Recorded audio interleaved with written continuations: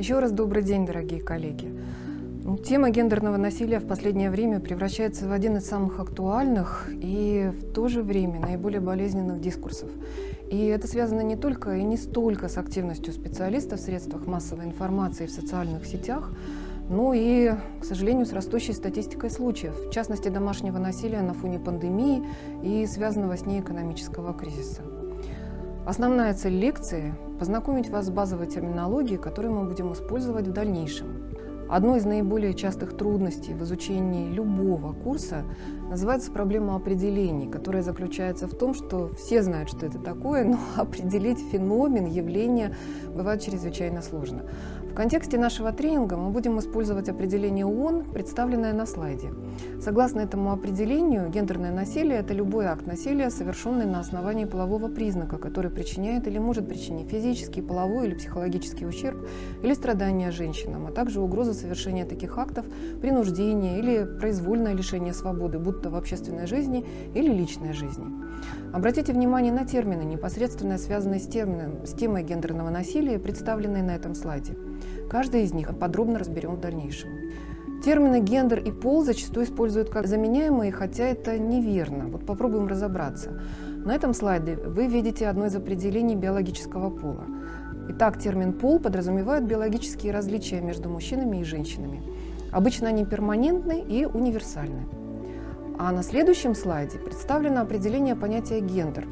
При использовании понятия «гендер» речь идет о социальных отношениях между мужчинами и женщинами. Следовательно, слово имеет отношение не к женщинам или к мужчинам, а к взаимоотношениям между ними и к тому, как они выстроены в социальном плане. Гендерные роли могут меняться, и гендер – это теоретический конструкт. Таким образом, термин «гендер» понимается как социальный конструкт, подразумевающий распределение ролей в обществе. Например, воспитание детей традиционно рассматривается как часть женского социального репертуара, а зарабатывание денег – мужского. Традиционно в определении ООН понятия «гендерное насилие» и «насилие в отношении женщин» рассматриваются как синонимичные. Однако сейчас понимание гендерного насилия становится значительно шире. В частности, гендерное насилие включает в себя такие действия, и список не исчерпывающий, как на этом слайде, например, плохое обращение со стороны партнера, сексуальное насилие, изнасилование, включая изнасилование жены мужем, насилие, связанное с приданым, использование детей для контроля над взрослой жертвой, повреждение половых органов, торговля людьми, насильственная проституция, сексуальное преследование на рабочем месте, насилие, совершенное государством с его попустительства, например, изнасилование во время войны. Но следует отметить еще и традиционные практики, например, кража невест без их согласия. На этом слайде представлены наиболее распространенные варианты гендерного насилия. Каждый из терминов будет расшифрован далее. Достаточно редко мы встречаемся только с одним вариантом гендерного насилия. С диагностикой физического насилия обычно не возникает никаких проблем. Определение вы видите на экране. Физическое насилие включает прямое или косвенное воздействие на женщину с целью причинения физического вреда.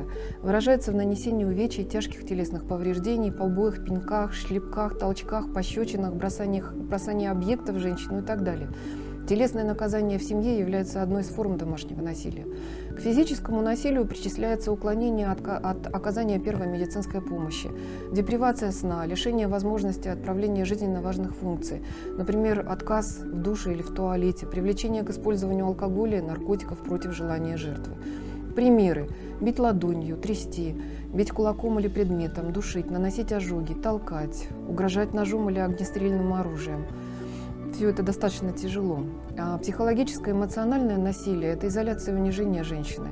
Это постоянная критика, оскорбление, презрение и унижение со стороны обидчика. Это все постепенно разрушает социальное окружение и контакты женщины. Психологическое насилие зачастую предшествует физическому и сексуальному насилию.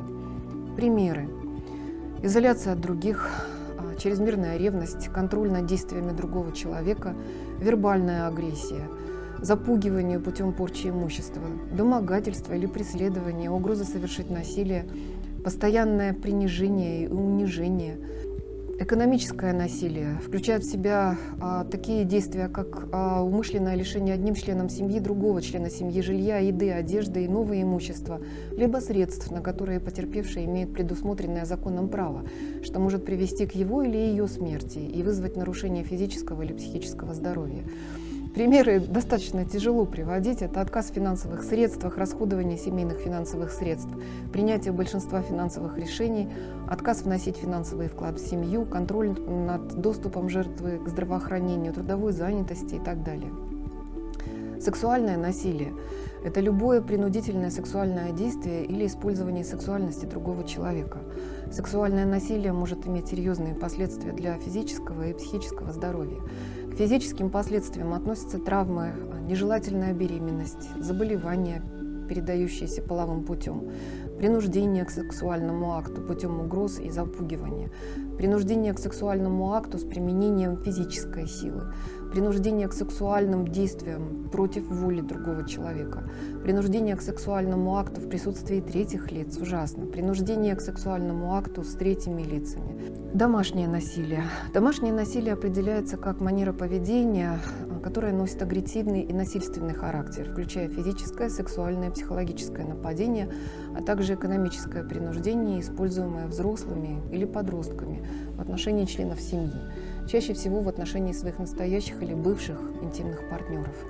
Цитата, приведенная в слайде, взята из интервью женщины, многократно подвергавшейся домашнему насилию со стороны мужа. Примеры использования детей для контроля над взрослой жертвой включают физическое и сексуальное насилие над детьми, захват детей в качестве заложников, борьба за право опеки, использование детей для давления на партнера.